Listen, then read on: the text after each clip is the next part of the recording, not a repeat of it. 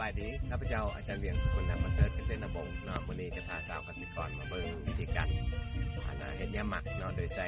เครื่องอัดเฟือง NB1 ของคณะเกษตรศาสตร์เนาะฉะนั้นพวกเรามาเบิ่งได้เลยว่าวิธีการมันจะเฮ็ดแบบไหนเนาะ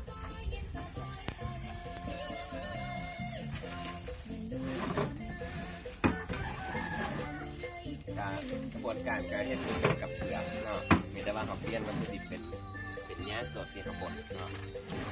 อันนี้เป็นเนื้อว่านเนาะที่ผมเก็บอยู่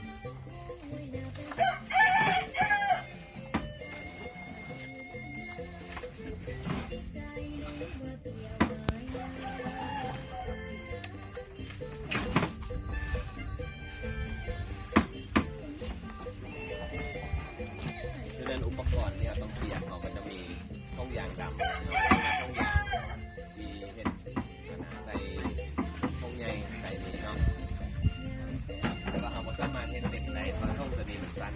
เราจะอัดไปประมาณ80%ประมาณ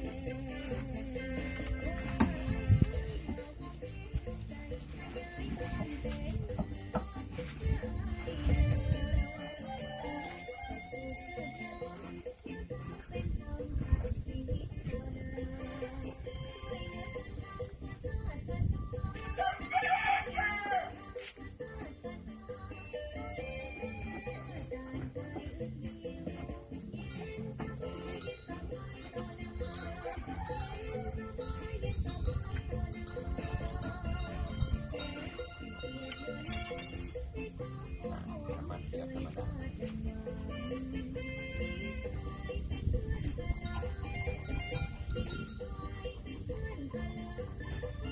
เป็นพอดีสุดขันเนาะพอดีสุดขันนะ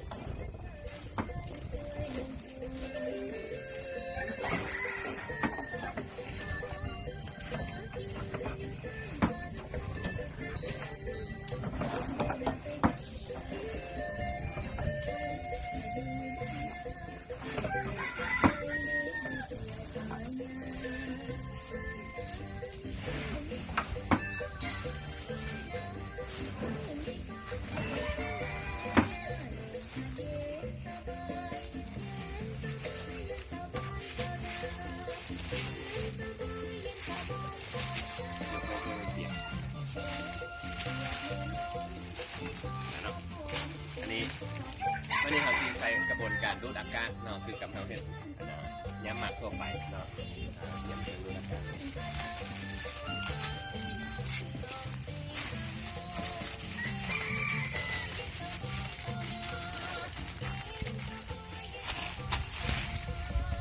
เย็บเลย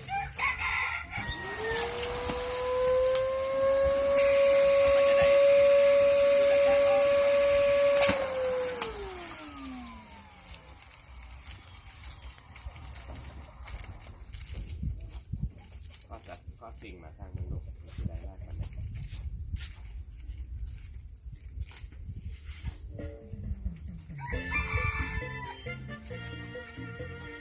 นี่เขาดูอาการเอาไปเป็นก่อนนี่เลยเขาจะเบิ้งว่ามันจะได้น้ำหนักเท่าไหร่อันนี้ได้อยู่ประมาณ17-18 โลนะก็เฟืองก็จะได้10 กิโลอันนี้จะได้18 กิโลและในวิธีการนำใส่เครื่องอัดเฟืองเพื่อเห็ดเนี้ยหมักเป็นปีนึงตอนนี้สั้นเดี๋ยวคลิปหน้ามีอย่างดีๆจะมาอัปเดตให้ประชาชนเปิดอีกเนาะจะขอบใจหลายๆ